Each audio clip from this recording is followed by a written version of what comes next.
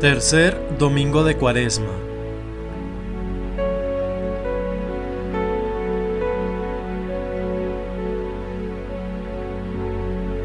Continuación del Santo Evangelio según San Juan. Estaba próxima la Pascua de los judíos y subió Jesús a Jerusalén.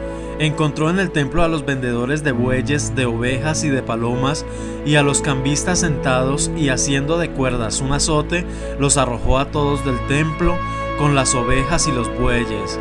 Derramó el dinero de los cambistas y derribó las mesas, y a los que vendían palomas les dijo: «Quitad de aquí todo eso, y no hagáis de la casa de mi Padre casa de contratación».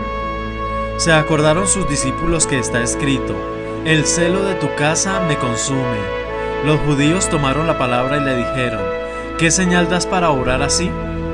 Respondió Jesús y dijo: «Destruid este templo y en 3 días lo levantaré». Replicaron los judíos: 46 años se han empleado en edificar este templo, ¿y tú vas a levantarlo en 3 días? Pero él hablaba del templo de su cuerpo. Cuando resucitó de entre los muertos, se acordaron sus discípulos de que había dicho esto, y creyeron en la Escritura y en la palabra que Jesús había dicho. Al tiempo en que estuvo en Jerusalén por la fiesta de la Pascua, creyeron muchos en su nombre viendo los milagros que hacía, pero Jesús no se confiaba a ellos, porque los conocía a todos y no tenía necesidad de que nadie diese testimonio del hombre, pues él conocía lo que en el hombre había. Comentario al Santo Evangelio según San Juan. La síntesis de las lecturas del presente domingo del ciclo B puede formularse así: el nuevo templo espiritual se constituye sobre Cristo muerto y resucitado, y fundamenta la nueva alianza y la nueva religión en espíritu y en verdad, que viene a sustituir la antigua alianza expresada en la ley mosaica. En el Evangelio de hoy tenemos uno de los pocos pasajes en que se muestra la cólera de Jesús motivada por la situación anómala que descubre en el templo de Jerusalén. El hecho lo consignan también los 3 evangelistas sinópticos. A raíz de la resurrección de Cristo, los primeros cristianos y los apóstoles seguían frecuentando el templo todos los días, según nos relata los Hechos de los Apóstoles. Pero no tardó en llegar la ruptura que ya insinuaba la apología que del culto espiritual hace el diácono San Esteban ante el Sanedrín, la destrucción de la ciudad y del templo por el general Tito, y el distanciamiento con la sinagoga que excomulgó pronto a los discípulos de Jesús, consumó la ruptura total de la iglesia respecto del templo. No obstante, los primeros cristianos no sintieron la necesidad de construir otro nuevo. La iglesia primitiva, durante los primeros siglos, celebró el culto y la misa en las casas o en las catacumbas.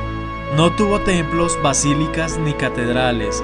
Estas vinieron más tarde, después del edicto de Milán por Constantino el Grande.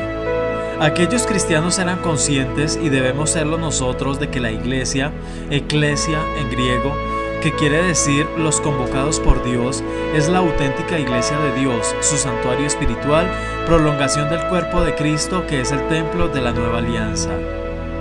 Incluso cada cristiano, cada bautizado en el Espíritu de Jesús, es el mismo templo de Dios.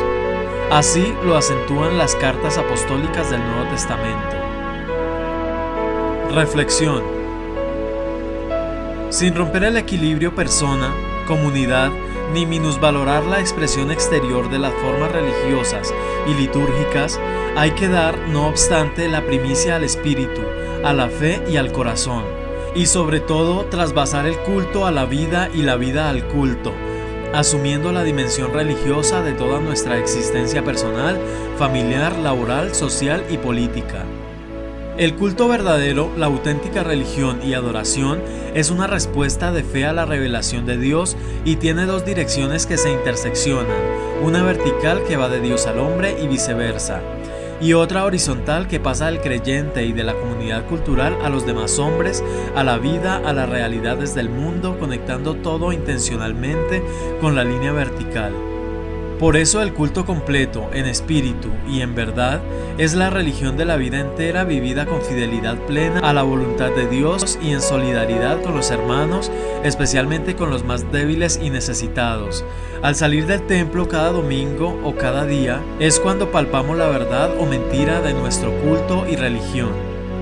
Cristo Jesús es nuestro modelo.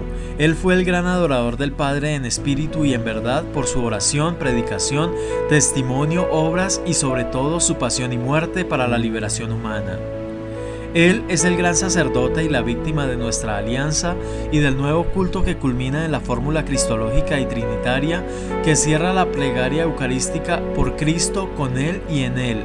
A ti, Dios Padre Omnipotente, todo honor y toda gloria por los siglos de los siglos. Amén. Alabado sea Jesucristo.